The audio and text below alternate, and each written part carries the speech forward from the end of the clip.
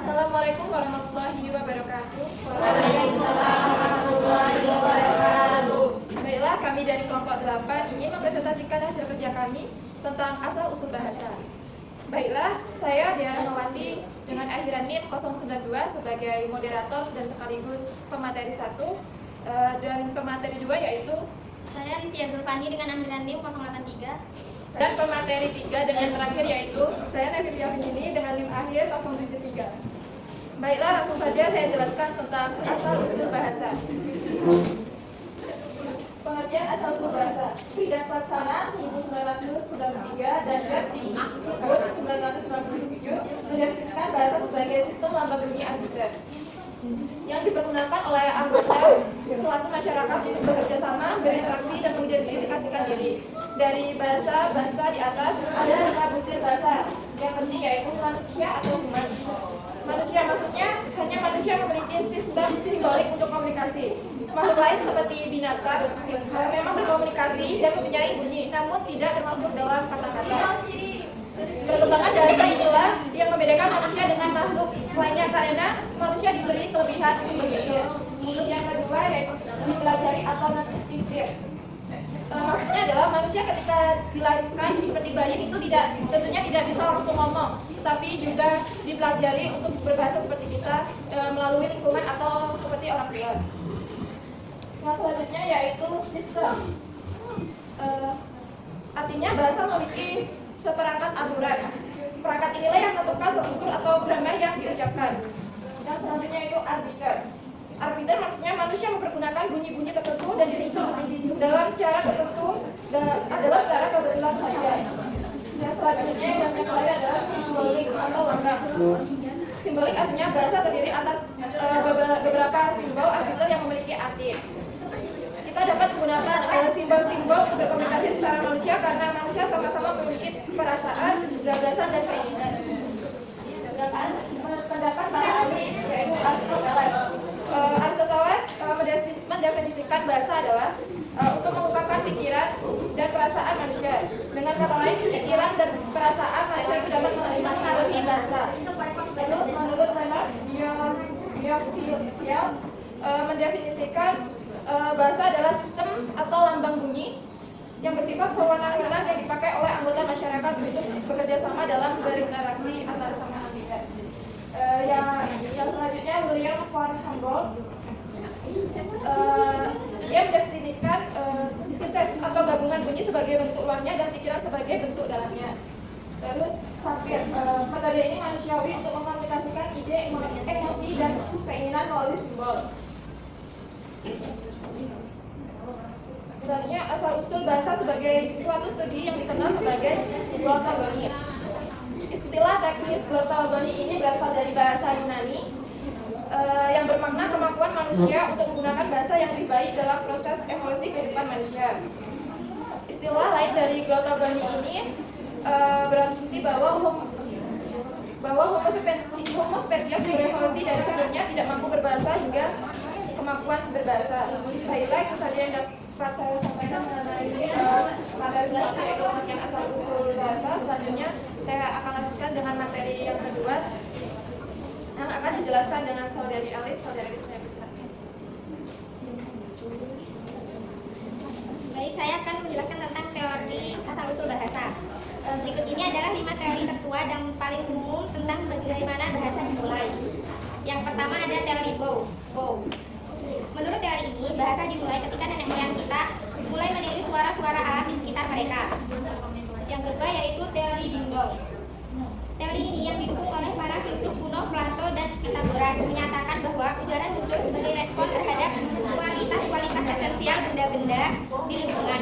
Bunyi-bunyi asli yang dihasilkan manusia konon selaras dengan dunia di sekitar mereka. Terlepas dari beberapa contoh langkah simbolisme bunyi, tidak ada bukti yang meyakinkan dan bahasa apapun tentang hubungan bawaan antara bunyi dan makna. Yang ketiga yaitu teori Lala.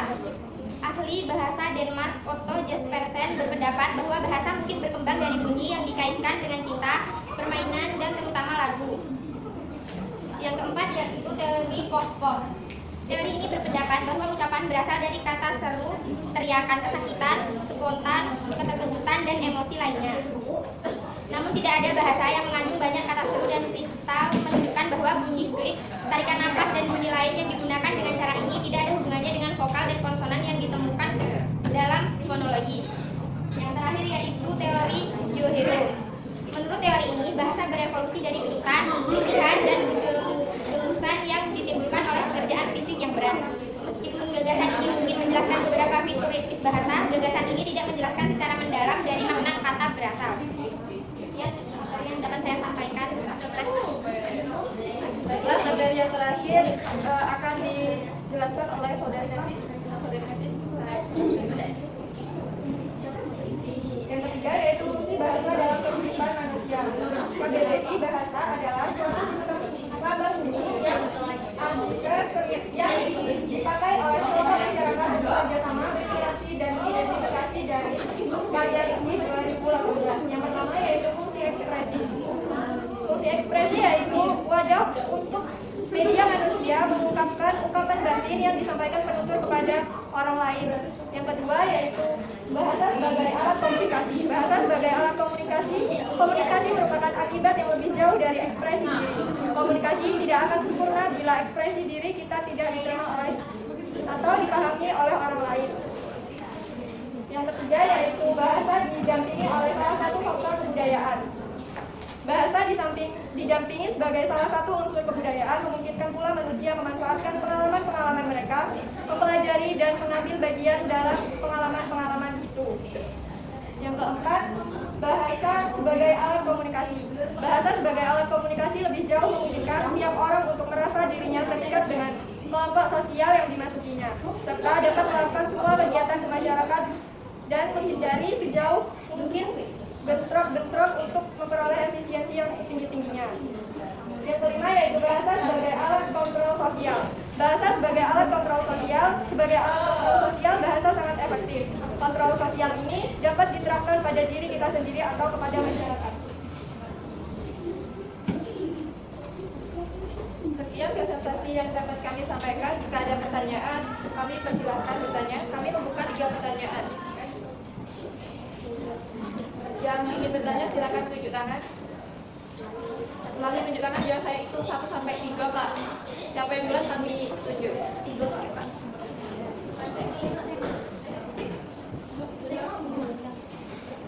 1, 2, 3. Penny. Saya Laini Siahaan yang bertanya kepada kelompok 8. Apa saja teori utama yang menjelaskan bagaimana bahasa pertama kali muncul dan bagaimana teori tersebut dibandingkan satu sama lain? 1, 2, 3. Ada saudari Lilis kami silakan. Kenalkan, nama saya Lilis Marisina Simaskanaka dengan akhiran NIM 071. Bagaimana perkembangan teknologi dan ilmu pengetahuan saat ini, misalnya AI, dapat membantu kita memahami asal-usul bahasa? Bagaimana perkembangan teknologi dan ilmu pengetahuan saat ini, misalnya AI, dapat membantu kita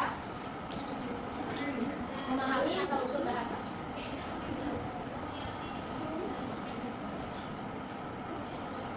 Baiklah, untuk pertanyaan yang ketiga kami silakan. Saya hitung 1, 2, 3. Kepada saudari Saira kami silakan.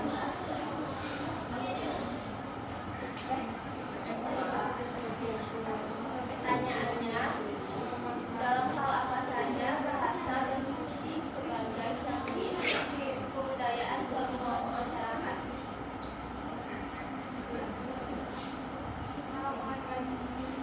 Dalam hal apa saja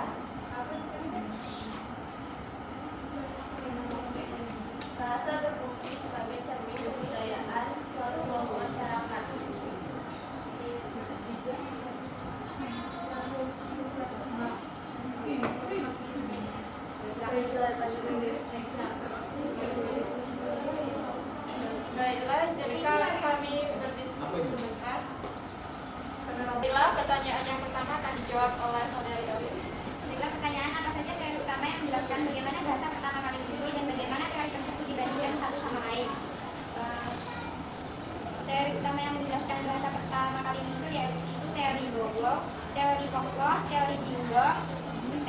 Yaheho, teori kata surya atau gestura, teori bahasa ibu.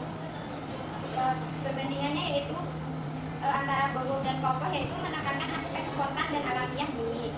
Iqbal mencoba menjelaskan hubungan simbolis tinggi makna, Yaheho lebih menekankan fungsi sosial dan kerjasama. Sedangkan gestura menekankan bahasa tubuh sebagai asal mula relevan dengan antropologi modern.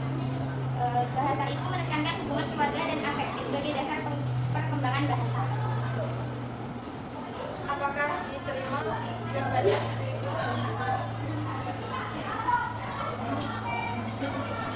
Apakah ada saran atau tambahan dari teman-teman? Kalau tidak ada, kami lanjutkan ke pertanyaan berikutnya yang akan dijawab oleh saudari Neza.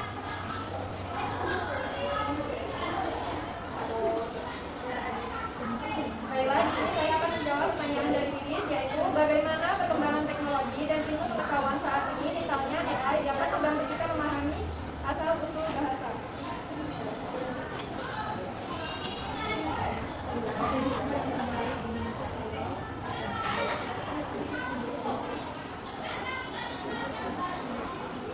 Perkembangan teknologi dan ilmu pengetahuan modern, terutama AI, genetika, dan ilmu syaraf membuka jalan baru untuk memahami asal-usul bahasa yang dulu hanya bisa diperdebatkan secara spekulatif. Analisis linguistik komputasional adalah AI dapat menganalisis jutaan kata dari berbagai bahasa di dunia untuk mencari pola kesamaan, misalnya penggunaan machine learning untuk mengkonstruksi bahasa proto atau bahasa nenek moyang dengan membandingkan ribuan bahasa yang ada sekarang.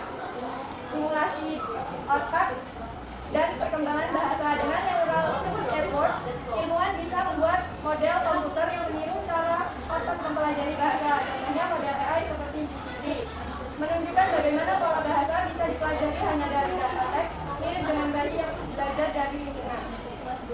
Ini memberi wawasan tentang bagaimana bahasa bisa muncul dari kemampuan kognitif umum tanpa harus ada sistem bawaan yang lengkap sejak awal. Apakah dapat diterima? Atau ada tambahan masukan dari teman-teman? Jika tidak ada, saya akan lanjutkan ke pertanyaan yang terakhir. Pertanyaan terakhir yaitu, dalam hal apa saja bahasa berfungsi sebagai cerminan kebudayaan suatu masyarakat? Bahasa di dalam kebudayaan itu memiliki beberapa fungsi, yaitu fungsi sebagai suatu pengembangan kebudayaan, pemeliharaan budaya, dan sebagai pembinaan kebudayaan. Jadi bahasa dan kebudayaan itu tidak. Jadi bahasa di dalam kebudayaan itu tidak dapat dipisahkan dari kebudayaan karena bahasa dan budaya memiliki hubungan yang saling timbal balik. Bahasa adalah salah satu suatu hasil budaya, sedangkan kebudayaan banyak yang dipengaruhi oleh suatu bahasa. Fungsi bahasa sendiri di dalam masyarakat adalah sebagai alat interaksi sosial. Meskipun bukan suatu alat interaksi sosial, selain bahasa masih banyak alat lain yang digunakan sebagai alat interaksi sosial tersebut. Tetapi jika dibandingkan dengan media lainnya, bahasa merupakan alat yang paling penting dan lengkap serta paling sempurna dalam melakukan interaksi sosial. Apakah dapat dimengerti? Terus apakah ada sanggahan atau tambahan dari teman-teman? Jika tidak ada, saya akan menyampaikan kesimpulan dari presentasi kelompok kami. Jadi kesimpulannya adalah bahasa adalah ciri khas manusia yang membedakannya dari makhluk lain sebagai alat komunikasi, ekspresi diri, identitas, integrasi sosial, dan kontrol sosial. Asal-usul bahasa masih menjadi kajian yang belum pasti, dengan berbagai teori yang mencoba menjelaskan perkembangan dari kebutuhan manusia untuk berinteraksi dan beradaptasi. Bahasa juga berperan sebagai cerminan budaya dan peradaban manusia. Sekian presentasi dari kelompok kami. Kekurangan dan salah kata kami mohon maaf. Saya akhiri. Wassalamualaikum.